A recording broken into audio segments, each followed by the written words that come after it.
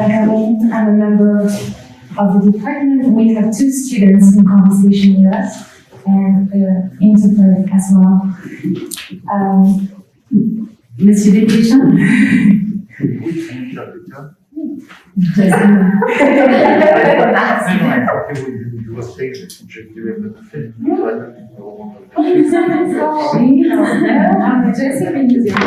Thank you. Because when you started your introduction, I was dreaming, I will be able to speak in French. So I will try. Okay. Everyone can hear? Okay. So Arnaud, you're coming here in the wider context of Rendezvous with French Cinema, which is a beloved film festival here in New York. And we wanted to ask you, could you tell us more about your relationship with American cinema first, and how you position yourself within French cinema as well? And how? You position yourself within French cinema since you're coming in that festival. It's 2 vast topics. I know. I have to be brief in my answer. My relationship with American cinema is one of the American cinema is the one I know. I know bits and pieces in Japanese cinema. I used to love Italian cinema, and today my knowledge is very weak. And if there was one cinema that I was not aware of, it was the French cinema when I was a kid. So I've always been curious, and that's what we were discussing in the bureau before. It's a very French thing, our French way to look at American films. We were, and we are so still proud of it, we were the first ones who stand up for Hitchcock when he was looked as just an entertainer in Hollywood. We French people start to say, no, what he's doing is art. It's entertainment plus art. And that's what fascinated me so much in American cinema. If I could, after that, considering my age and my generation, I would love to mention 3 directors who have 3 films of 3 different moments of the history of the American cinema that were so important for me. If you compare Sidney Lumet, who was such a master to me, you can compare his work, the work of Fred Wiseman, depicting all the American institutions and depicting the society through entertainment, because it was entertaining to thrillers that Sidney Lumet was directing. And you could compare at the end of it, the TV series The Wire, which is so inspired. In my opinion, I think that the showrunners have been inspired by Fred Wiseman too.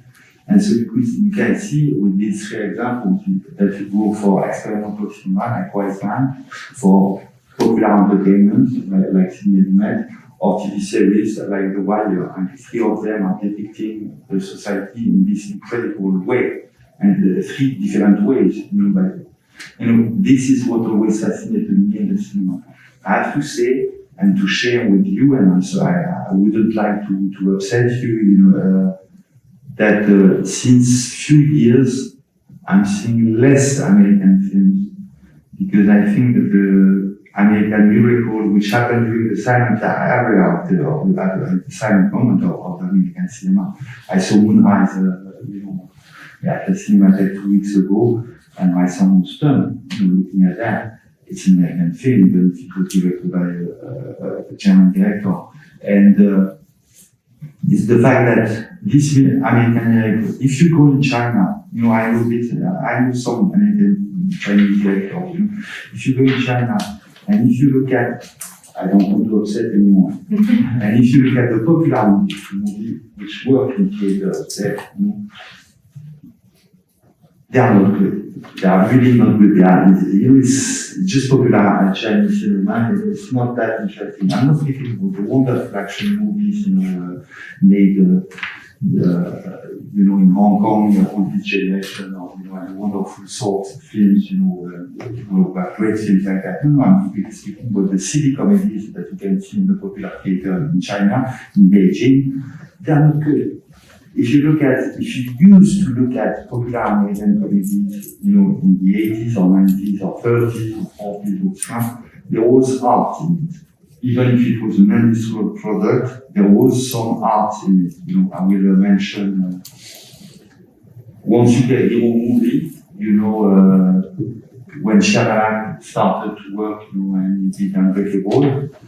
It's a popular entertainment, and obviously there is art in it. It's obvious.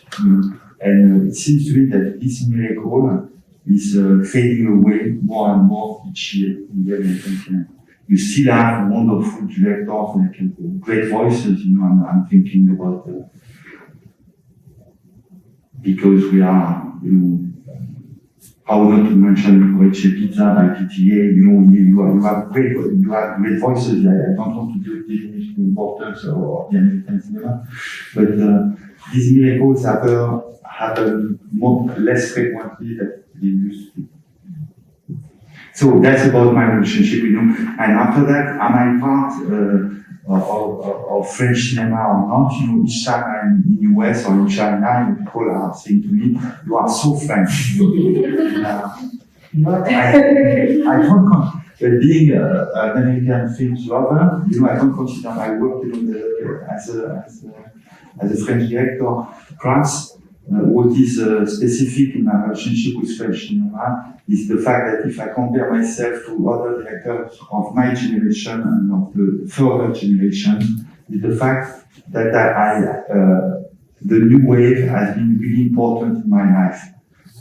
It will be a point of history of art, which is that when I finished the cinema school, the god in France was Piala.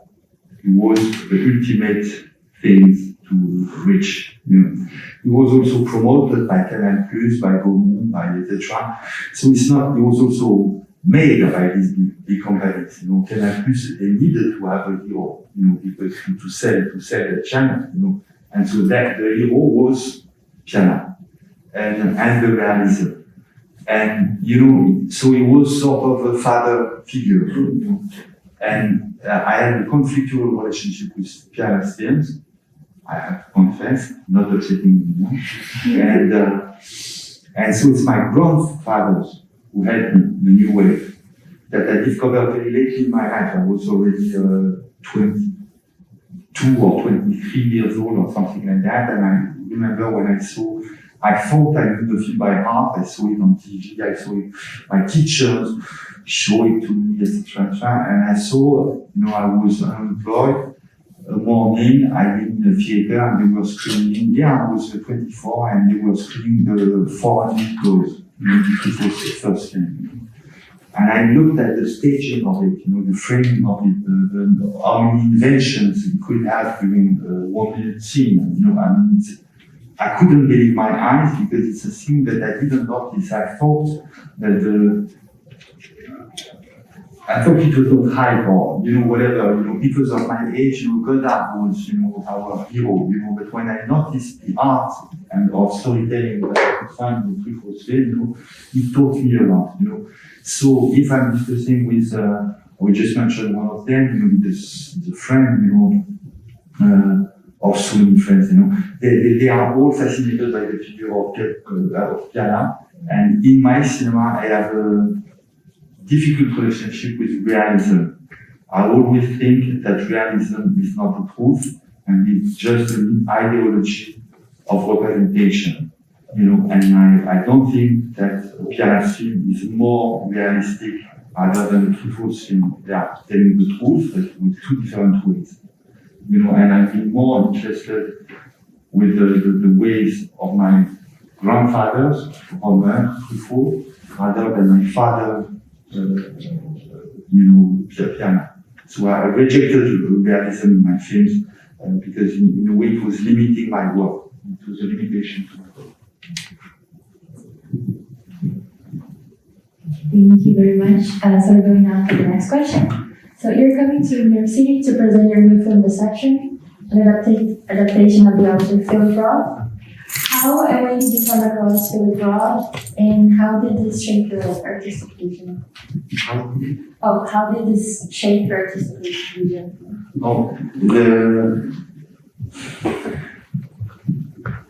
I discovered just as Truffaut, I discovered Philip Roth's work not that young in my life, because I was too snobbish and he was doing bestsellers, so I was not doing bestsellers, And when I was same year, 24, I thought, okay, you start to love for Henry clothes, so it's time not to be snobbish any longer. Let's go for Portman's Complaint.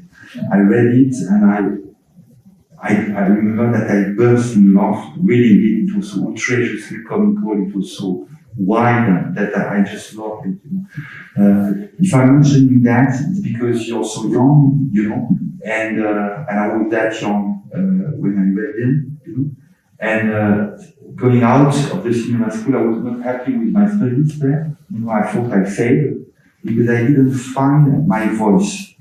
I had no voice. I'm coming from a stupid little town on the border with Belgium, which would compare to the suburbs of Detroit, that kind of city. But I was pretending that I was born in Paris. And I wanted to make films like Parisians are doing, etc. And I read Philip Roth, and all his books are happening in noir. And I can't believe the first time I saw noir coming from the airport, I thought, this is paradise. It was nothing, And it shows to say, okay, I'm coming from that nothing. It's really important, it's a point which is important, because you're relating it in the facts, the small book, like an essay that Philip Roth wrote.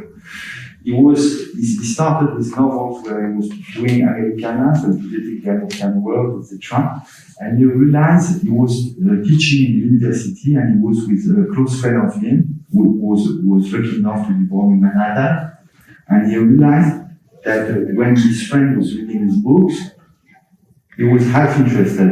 But when they had dinner, he started a story about the suburbs, about Newark. He said, do you want to know how our mother behaved with masturbation issues, in Newark? And everyone at the table would say, yes, we want to know. This is a good material. I have not to pretend that I was born in Manhattan any longer. I have to use the humble place where I was born. And so he helped me a lot. And so my first film, La Vie des Morts, The Life of the Dead, happened in Roubaix, and it was with the Catholic family in Roubaix, And I started to use it. And the second thing that I loved in Philip Roth novel, and that's where it inspired me so much, is the fact that, which is really new in his writing, is that for once the artist was going down from his pedestal to be amongst his characters, and to have fights and to be as ridiculous as his characters can be, as stupid, as misbehaving, as noble, as whatever, as full of contradictions, And so the fact that he was, and the last thing that I admire so much is that when you are writers, like you must be, or cinematographers, or directors, or painters, musicians, you can hide yourself behind your tools, behind your camera, behind your brush, behind your notes, etc. But when you're an actor, you have to be to yourself your own material. And that's what Philip Roth is doing. He was his own material for himself, for his writing, And I thought it was so daring that I embraced that writing, and that's it. Thank you. Still about this section, you decided to set your story in London with French actors based on an American text. Mm-hmm. Why did you make that choice? Do you think French actors and also French language are better vessels for interpreting Roth stories? It's coming, I have to tell you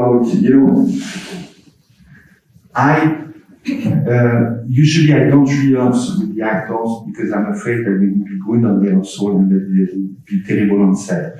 And I'm awfully superficial, so I don't rehearse. But we practice. And so when I was directing King and Queen, to practice with Emmanuel DeVos, we had a reading, just a reading through, with the sheet of paper, with us. And I was playing the part of Philip, and she was playing the part of the English lover, and it was the epilogue of Deception.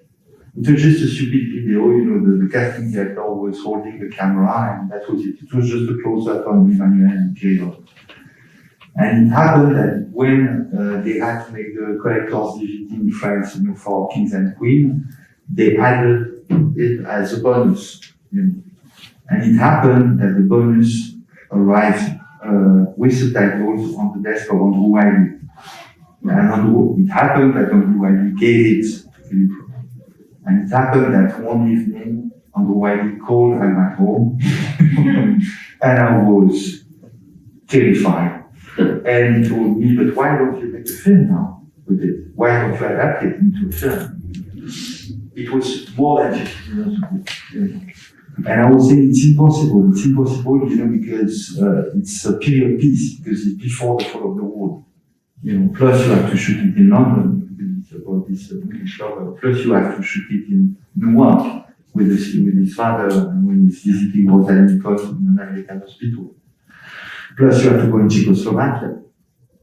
And so it's awfully expensive, and the plot, which is the beauty of it, the plot is so humble, it's just about love and sharing words, so there's something which doesn't fit. And, I was not expressing myself that loud, because it was Philippe Roth speaking, so I had a girly voice, and, I was mumbling stupid things. And Philippe Roth was saying, no, Arnaud, you don't get my point. And he said, but what's your point, sir? Don't sir me. Okay? And he said, no, my point is just do it like that. And I thought I was that stupid, that he was a genius. I was just a film director, but that he didn't understand a thing about cinema. And it was a great loss for me when I learned, when he died 2 years and a half ago, I think, that he was absolutely right. That it was the only way for me, French director, to adapt it. It was not to go in London with an English actress and an American actor, etc., but to do it here and now. And it was, and I had this revelation during the pandemic, during the lockdown in France. I realized that all the characters, and the writer himself, the hero, was experiencing the same sort of thing that we all experienced during the lockdown. He's trapped in his office in England when he doesn't like London, and sometimes he has moments of pure joy when he's writing. Trapped into his office, his bed, And so I thought there was a perfect fit between the moment and the fact that it was a recommendation of Philippe Roth himself saying, no, just do it like that. This girl, what's her name? She's great, just do it. Who cares? And so at this point, there was one film which was so precious for me, which is a film that I worship, which is Vinyl 42nd Street. The Louis Masse movie, which is an adaptation of the mise en scène of with Wallace Shawn of André Gregory. And you can see Wallace Shawn who is on Broadway, eating a hot dog, entering into the theater, falling asleep on the bench, and there's a song, he's waking up, and suddenly he's Russian, and I thought that it's that simple, And so I said, why not to start on stage with Léa Seydoux presenting herself, and Philippe is asking to her, please close your eyes. She's reluctant, but she's doing it. She closed her eyes, and suddenly we're in London, and it's a tale. So that's how I proceed. Thank you very much. Thank you so much, Arnaud Desplechin, for being with us today.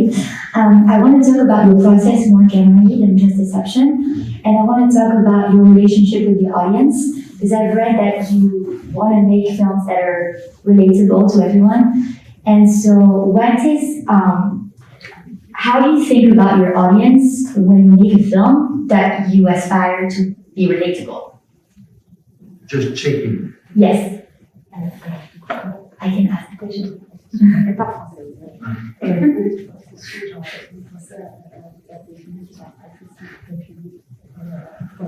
It's a complex relationship with the audience. I'm French, I'm European, I don't think you have to make a film for an audience. Okay, period. It's a game that you are playing with them, you know. It's not true that you don't have to take care of them. You have to take care of them, you know. I made Deception is Greek, you know, as Homer is not that long, neither, but I started with very long films, you know, awfully long films. And this is a thing that I like to, you know, because I heard a lot of reproach because of that, you know, on my sex life, you know, the film that you were mentioning, you know, because the film is almost 3 hours long, you know, and people were saying, okay, and after being bored with all these reproaches, you know, I started to say, okay, this is what I'm doing for my living, I'm doing 2 long films. Okay, that's it. But when you are on the board, it's a game with the audience, you know. You know that after 1 hour, all you know, you can feel it physically. You know that the audience is saying, okay, what's the point now? What's the point with your film? And you have to give them an answer. You know? And so here you are, 1 hour and 45 minutes. Say, yeah, you have to be more clear than that, you know, because I don't get the point, you know, and so, you know. And when it's more than 2 hours, you have to play with them, to entertain them, you know, and you have to seduce them. And it's awfully difficult to make a long film, you know, because you have to entertain them until the end, you know. I remember a funny story about that. It was at the French Cinematheque. I was lucky enough to see Orson Welles. You know, it was the big thing, you know, staying in France. He arrived, he was so heavy that he was carried on a chair on the stage. Langlois was already not there any longer, I think. It was his last visit, just a few years before he passed. And we waited, we were queuing, you know, for hours to see the Orson Welles, you know. Am I a great fan of Orson Welles? I don't know, you know, but he was mythical, you know, so we wanted to see him. And I was at the do you say balcony? The balcony, c'est ça? Balcony. And I was with a close friend of mine, Eric Rochand, who made a very popular show in France, which is Le Bureau des Légendes, who is quite popular in France. And so we were the 2 of us, you know, and it was crowded, packed, you know, with all the French youth, you know, which was in that theater. And so Orson Welles say, okay, boys and girls, you know, indifferently, you know, what I mean by that as a statement is that feminism is not a new issue. It's you know, I experienced it in a very lively and joyful way. And it was already an issue. And even if we had obviously less women directors in these days, alas, and today we have more, which is a great progress. Though he asked me, the young audience, you know, who wants to become film director? And everyone raised their hand. Everyone raised their hand, you know. And we were, and Eric and I were, yes, this is the thing that we want to do. You know, the motto, you know, the motto being, you know, if you go in London, everyone wants to have a rock group, you know, and if you go in Paris, everyone wants to be a film director.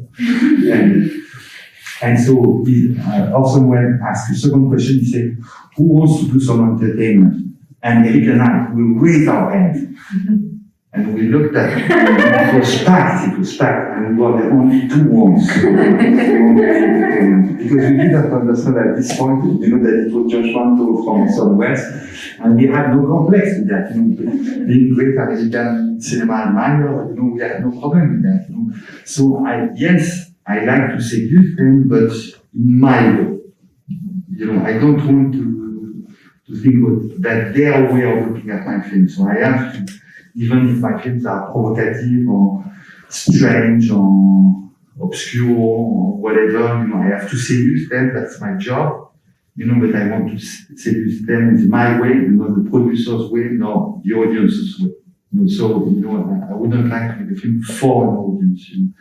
I just pray outside of the theater that the film will please to someone. And it happens, you know. You will see with years, you know, sometimes these miracles happen, you know. You make a film which can be really obscure or abstract. I remember a film director, you know, that I disliked so much for so many years, you know, because all the problems during the shooting, etc. It was called Director Arnaud Desplechin, and it was shown in Cannes. and I had a terrible time to do it, etc. And I was ashamed to have such a film, etc. And something like 10 years ago, I was showing another film, and a girl, and I asked her about her age, and she was 16 years old. And she told me, and she was 16 years old, I was already past my 50s. And she said to me, I saw Esther Kahn on TV when I was young. She was 16. I was 14 years old. It changed my life. Now I am where I am. I belong to myself now that I saw that film. So, okay, it's one spectator. It's not an audience, But this spectator was so priceless, for me. That's my relationship with the audience. So, as for the characters in Inception, what was the process of creating them? And also, how did you envision the voices of the women in the film?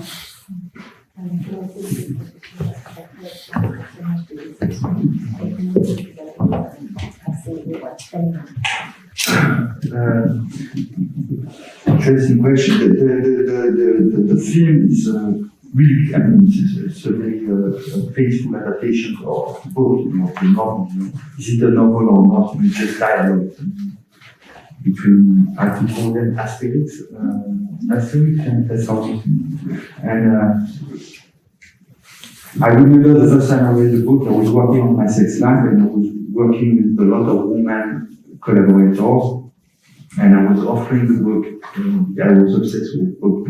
I was offering the book and I was asking always the same question: is it misogynistic or is it feminist? And I didn't have the answer, and being a man, I don't have the answer, and I don't want to have any answer for that. So it was a question, and some of them were saying, actually, I think the book is in a hidden way pro-feminist. I think that the book is awfully misogynistic. I think that it's true. And so when we started, when I proposed the part to Léa, I said, okay, I don't want you to be a character in the movie. I don't want you to play British. I don't want you to play the bourgeoisie. I just want you to speak for yourself. I want to have some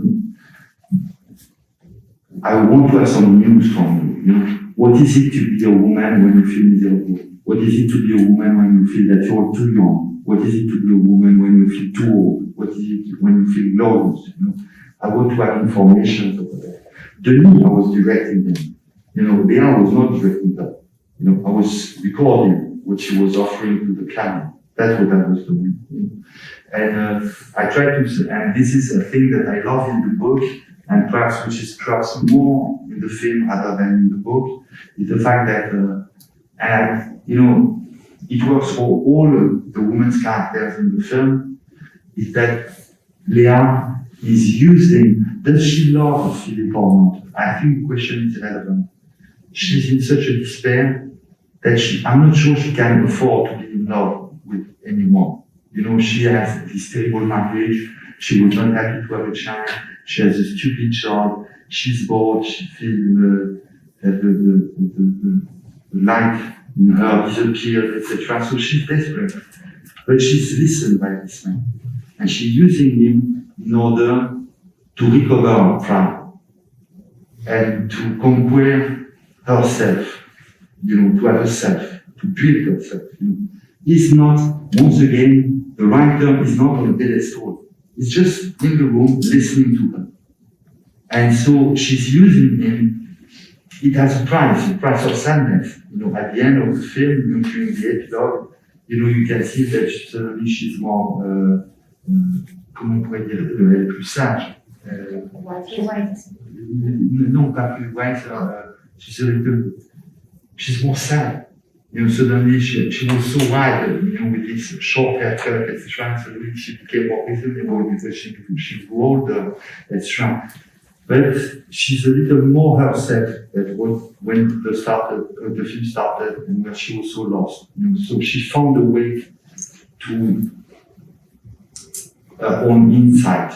And I think that That's happened with the Czechoslovakian girl. She's lost. She said, my life has no interest. I'm just working in a stupid shop, and I was supposed to become a translator, or I was educated, and now I have this shitty job. I have this stupid divorce with a husband that I didn't know. I escaped from Czechoslovakia. I'm miserable. Speak me about your life. Because the life of a famous writer is much more interesting. And Philip is answering, no, your life is interesting. Please go on. My life is not interesting. I'm interested in your life. How did it happen with your language? And so this attention, this listening of Philip was overwhelming for me. Thank you. Not in Deception, but in other movies, some characters keep coming back in your films. And what is the relationship that you're creating with the characters throughout different films? What story are you creating through them throughout different films? It's a trick that I stole in Bergman's films. I noticed that how they are called in the Bergman films. The couple who hates themselves so much, they already are in wild strawberries, and you can find them later, decades later, in Scene of a Marriage. It's using the same name, from time to time. Yeah. For me, the name of a character sometimes, not always, but sometimes, is a word from problematic. I will just mention two of them. Esther. Esther, it's that kind of woman who is not well educated, who's raw, brutal. She can't put things in words. She's not able with words, but she has a problem. But she does exist. And she's in front of men who are class, beautiful talkers, but who are just shallow. And her power is in her way of to be honored. She's absolutely honored. And so I depicted that with the name of Esther, and I painted that character 3 times. Because I was fascinated by her. Sylvia is this woman who was married too young, with slightly better, reluctant with love affair, and incredibly generous at the same time. And you can think of a Karen in the Christmas Day, or Marilyn Cole in My Sex Life. And so this is how I call this woman. I can't afford love. I can afford marriage because I'm not stable enough. So I need a marriage, and I have to refuse love for marriage. And that's what I'm calling Sylvia. And so sometimes, when we work, we think, oh, that's a Sylvia, this one, no, isn't she? And so we are calling her Sylvia again. So we are playing with the names. So the names are the connecting threads somehow. Yeah. Speaking about the names, actually, I'm curious about the origins of them. Is there like a specific origins to the names? Can you talk about that? Like why you picked Esther as a name or Sylvia? Esther in Hebrew is beautiful because it means hidden. Because if you change the vowels, you say vowels? Vowels. The voyelles? Vowels. Oh, I'm not able to pronounce it. You got it. You can pronounce it, you can say Asti, which is the hidden one.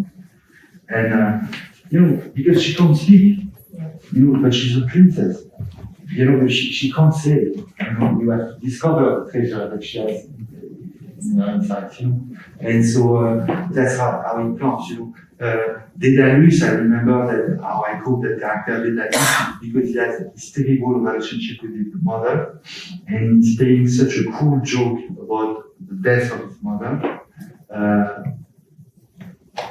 I had to be that shocking. I wanted to shock you with that, and I want to be fair with that. And okay, he has. That's the opening scene when he's at his strength of this, remembering an awful story with the violence of his mother. And and I read that book. It took me years to read it, but in Ulysses, the Joyce novel. I know usually the heroes in novels of the 19th century or 20th century, they love their mother and their mother loved them, except Stefan Dedalus, except one. So Dedalus, I thought it was a good name. But it was also a good name for someone who's lost, because Dedalus means a maze. So he's mazed, he's in a maze, and he doesn't know where to go, What I would like to say is that, that was, and we were discussing that about interpretation of films just before we had this meeting, It's a thing which is that in films, things are significant. In real life, it's an illusion. You think that your life is boring. You think that is common. You think that today is great, that there's no miracle, etc. But as soon as you film it and you screen it, suddenly it starts to be shining bright, and I will give you a very simple example. When I was directing Kings and Queens, I called my character Dog. That was the name of the character Emmanuel DeVos was playing. And my niece was 7 at this, when the film was released in France. She saw a poster in the street. She read the resume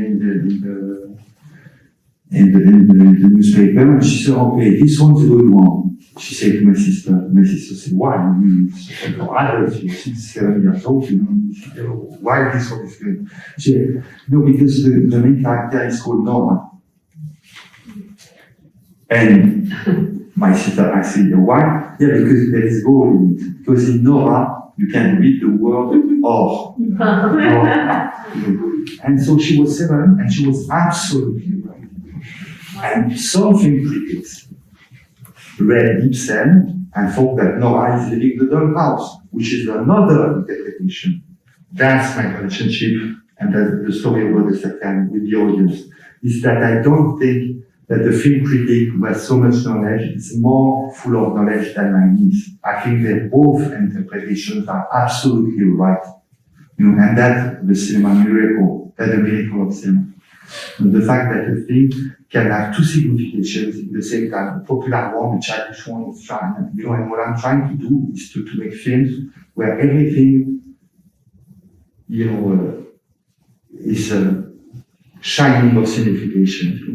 And I would love to I know that I'm too long, but I will end with that, because it's a thing that I don't know if you ever heard about the great American friend and writer and philosopher who was Stanley Cavell, and it's a point that we discussed, and Leslie, we were speaking about the l'entrée en train de Gare de la Ciotat, the train in the station of La Ciotat, the Lumière movie.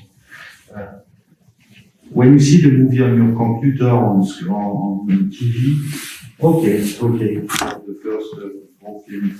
When you see it screened, it's not the best Lumière movie, it's not the best one, it's a good one. Obviously, you think about Proust, because Proust in the train going, from to Balbec, etc. Obviously, it's a way of interpreting. If you read Proust, if you didn't read Proust, you can think about how we call the Minotaur, the Minotaur, the guy with the bird head, in the maze, because the train is like this, jumping at your face, etc. Because you saw or you didn't see, and it's not a problem, north by northwest, you can think that you are looking at an intercourse, because there's something obscene. You remember this image of the train, entering into the tunnel, So you can think that it's full of, the miracle of cinema is that as soon as reality is screened, it starts to beam. And what I mean about the illusion of real life is that you think that your experience doesn't mean a thing. That if you film it and you screen it, then there it's full of meanings. Sorry to have been that long. Your characters are usually very eloquent yourself. It's usually a pleasure to listen to your films for the quality and the rich conversation and the quality of the language.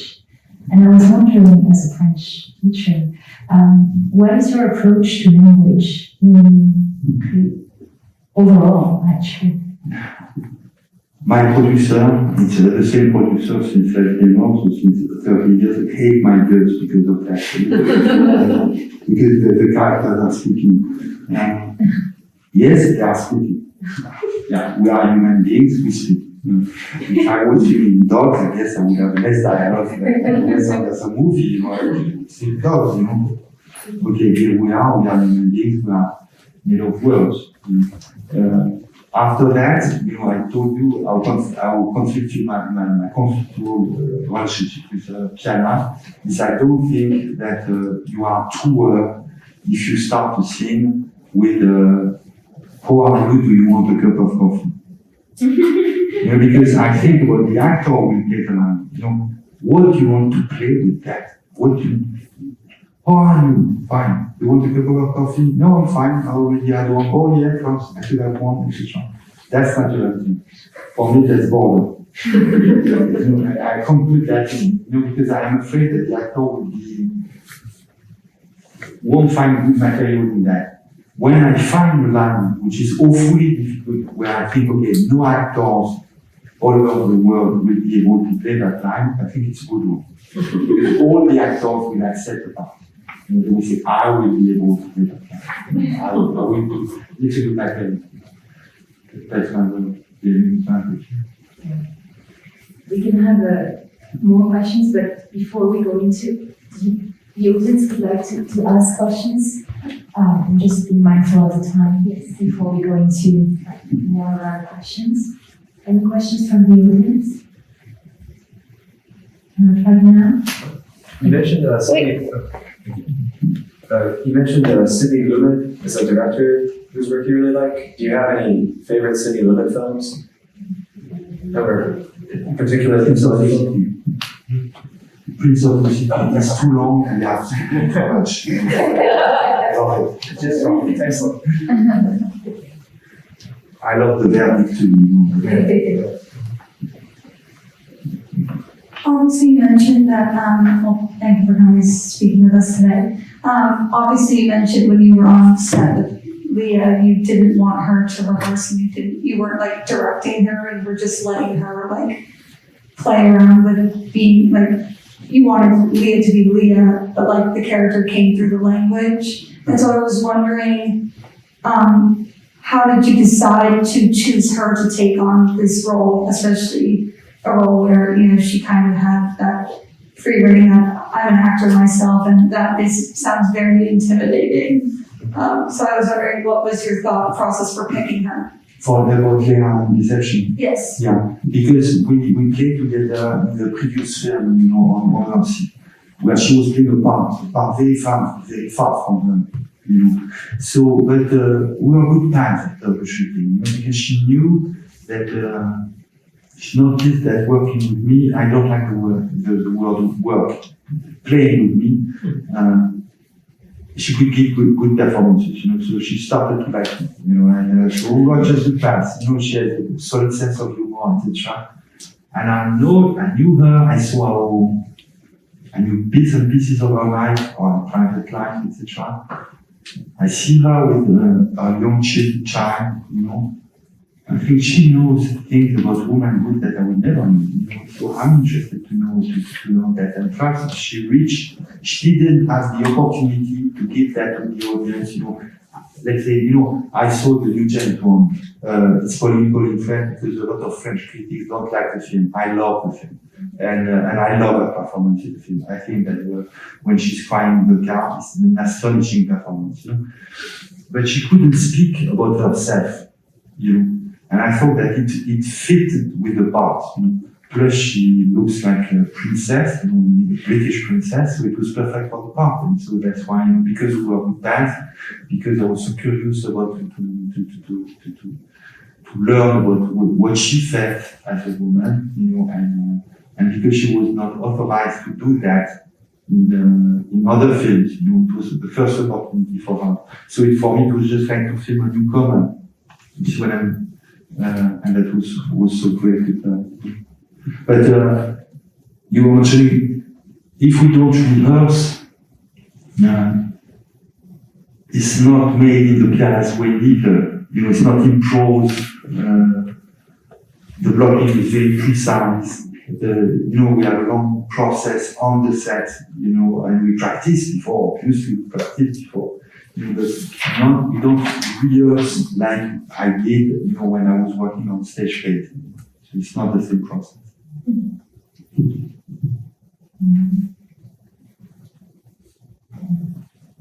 There's a question.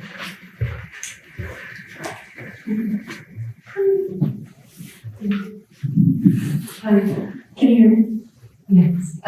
Do you mind going in depth about your rehearsal process? Chicken.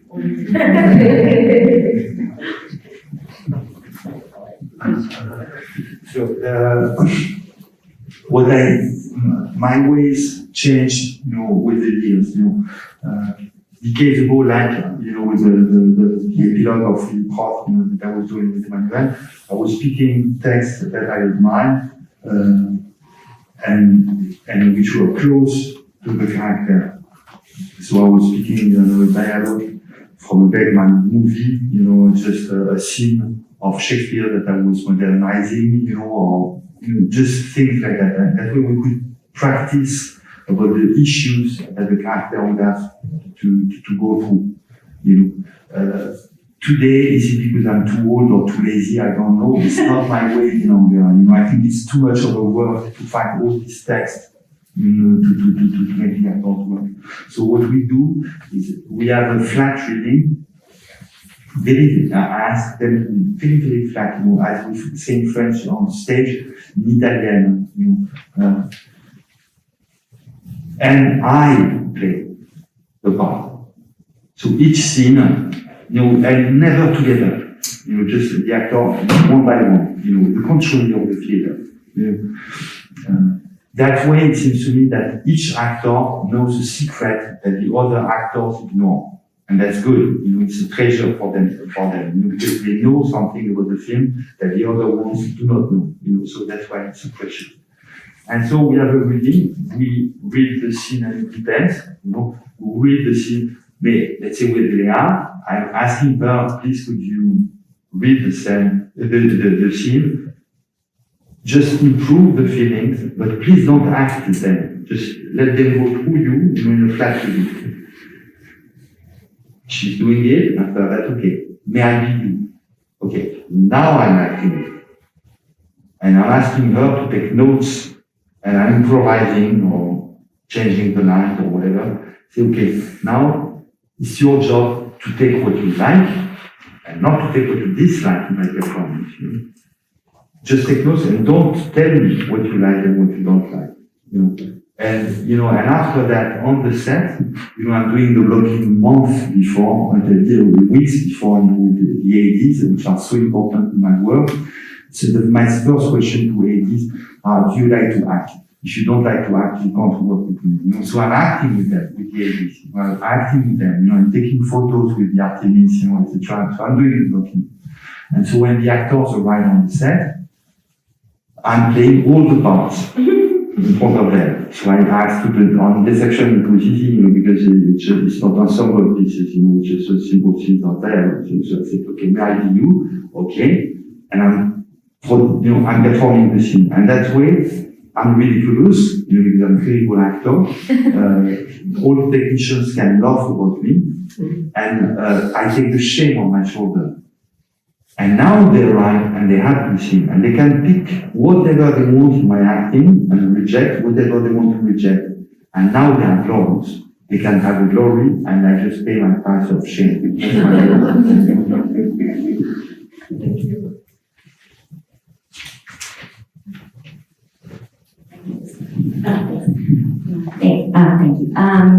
So I have a question about your intentions when you go into a film. Like you said, you have many. You enjoy the fact that there's many a potential for many interpretations, right? Like significations and everything. So do you go into a film with a goal, or with an author, and there's an intention that's like hidden necessarily, like Do you feel as though you have goals that when you find a text that you turn into a film or direct? That, yeah. I think I got your question, but it's too sure that I understood the peak of it.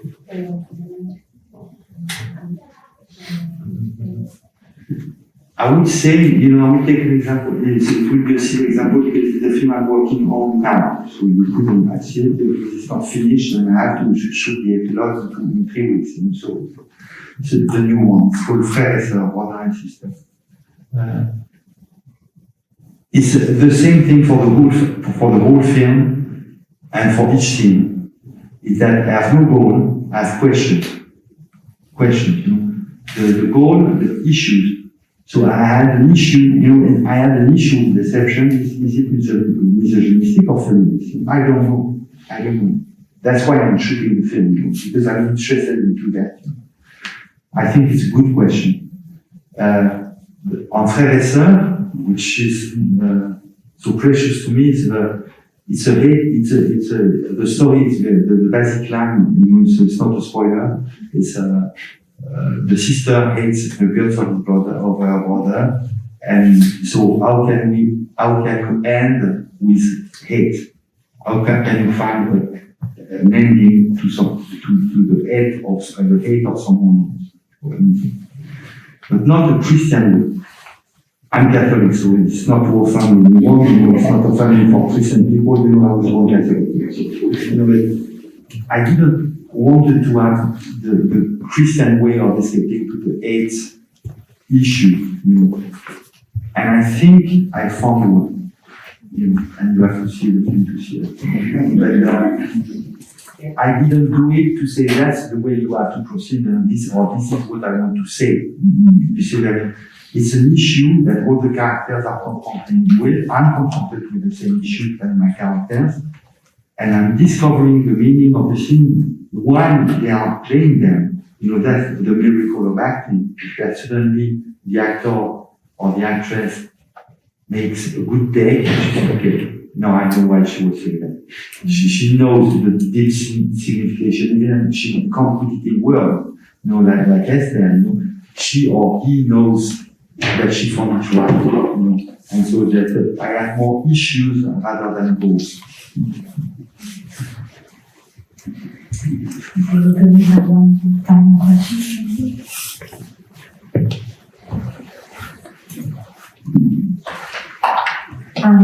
I want to leave the room with, obviously you're very inspired by what you said, but with a piece of advice from you, because I know that in the room there are some aspiring filmmakers, but also a lot of students who are going to face their own issues. Do you have any words of wisdom?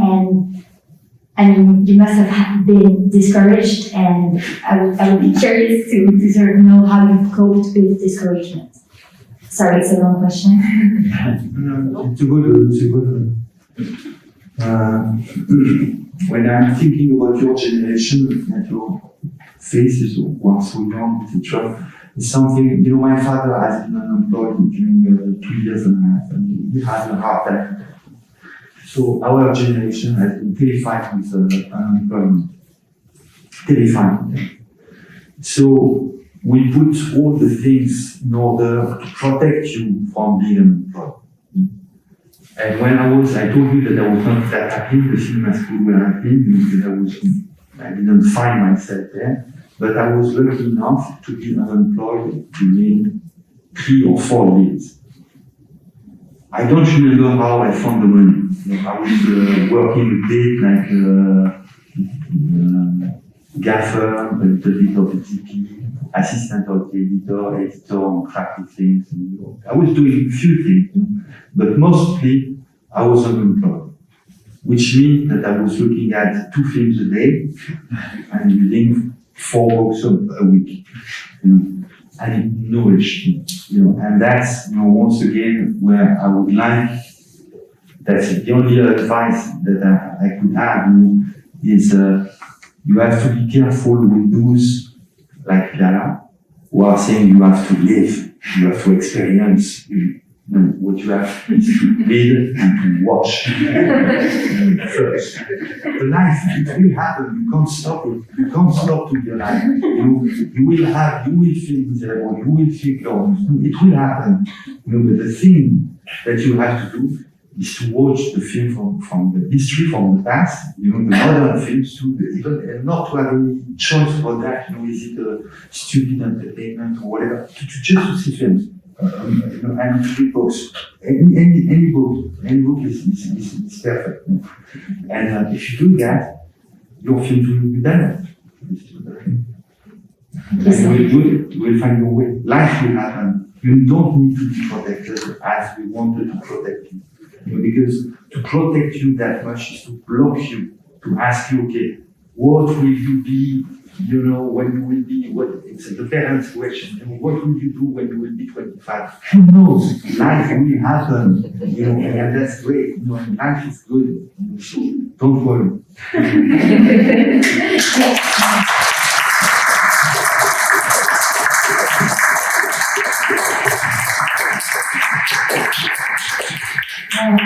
We certainly had more than we could hope for. Thank you for everyone who came. We're really, really happy to have had this special time this afternoon. For information, this afternoon we will be with different possibilities of reading.